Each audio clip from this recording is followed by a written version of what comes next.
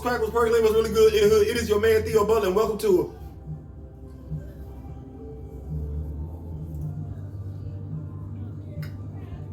shout out to my George Bulldog episode. I ain't saying, I'm just saying what is wrong with me. Man, y'all click that thing on there. Yeah. Y'all click that thing on up. Before we begin, like, share, subscribe. If you like, leave a comment. If you don't like, leave a constructive comment. Y'all see the title. Let's talk about these Thunderbolts. Oh, yeah. D23. They say they're going to give us the Thunderbolts movie. And because this was supposed to start off with that is Thunderbolt Ross. Rest in peace, William Hurt. What was supposed to happen was he was supposed to lead the Thunderbolts. Of course, his untimely passing. They're looking at Valentina Constantina whatever. She's supposed to be running the Thunderbolts. But how much do you know about the Thunderbolts? If you don't know, I'm here to talk about it with you today, and I'm gonna be honest with you.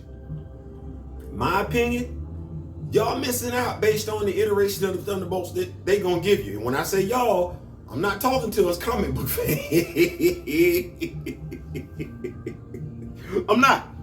I'm talking to casual fans, movie-going fans, people that for whatever reason can't find their way in the comic book shop. First and foremost, the Thunderbolts actually, in my humble opinion, have their origin in the XMen Fatal Attraction storylines from 1993. I'm like, wait, damn, Theo, you went way back. Fatal Attractions, X-Men? Yes. In that particular storyline, Magneto rips the adamantium out of Logan. Yeah, Logan went in for the kill shot, and Magneto was like, you know what, damn it, I'm about sick and tired of this foolishness right here. Let me show you why they call me the Master of Magnetism. And he did that.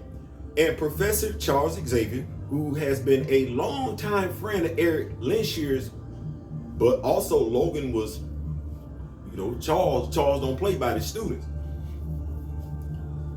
Charles basically did something he claimed he would never do, or claimed he'd never done. And he mind wiped Eric. Basically lobotomized him. Now the thing was that all of that hatred inside of Eric, and whether some of us agree with it or not, Eric Lenshier is a sympathetic villain when you think about his origin stories. And yeah, they've been rebooted and everything and taken back to the Nazi Holocaust, but that's it. Nazi Holocaust, and he's a mutant. Yeah, Eric has been pretty much persecuted his whole entire life, which is why he feels the way that he feels. Nevertheless, when Charles did that, all that hatred that was inside of Eric went inside of Charles, and it created the being known as Onslaught. Now, while the X-Men survived the encounter with Onslaught, to the world at large, the Avengers and the Fantastic Four didn't. Franklin Richards, Reed's son, Sue's son, created a pocket universe, which gave us the Heroes Reborn universe.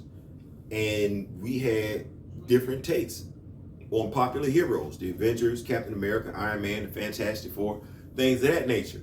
Now, while the Avengers and the Fantastic Four were missing, a new group of heroes came on the scene called the Thunderbolts. But it was revealed in issue number 1 that the Thunderbolts, who were posing at the time as Citizen V, Techno, Mach 1, Songbird, Atlas, and Meteorite, were actually, the Masters of Evil. Citizen V was actually Baron Zemo. Techno was actually the Fixer. Mach 1 was actually the Beetle. Songbird was actually Screaming Mimi. Atlas was actually Goliath. And Meteorite was actually Moonstone. And they went around and posed as heroes for a minute. They posed as heroes. See, the plan was, with the heroes being gone, Zemo was going to pose, him and his people were going to pose as heroes, right?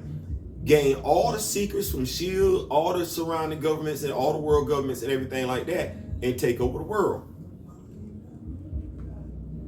That sounds like anything you getting ready to get. And mind you, the the Thunderbolts have had different team members over the years.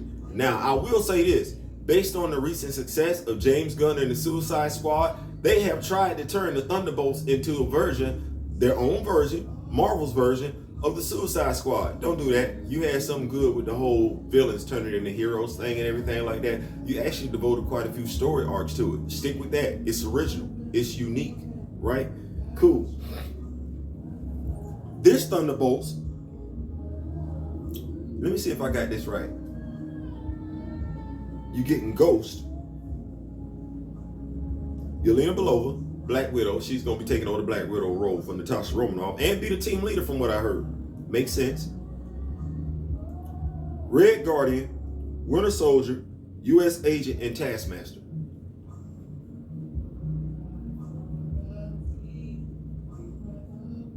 You got 3 super soldiers. Somebody who can walk through walls. Somebody who can mimic everybody's fighting style. And a super spy. And that's your Thunderbolts team.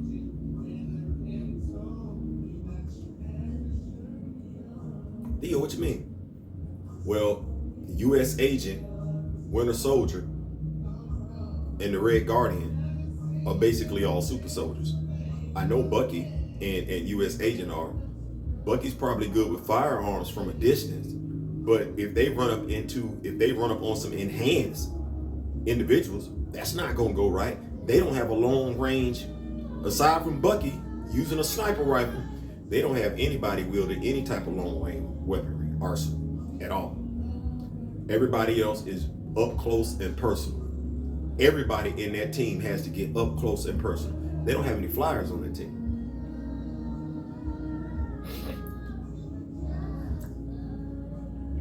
That's the cast and crew you put together.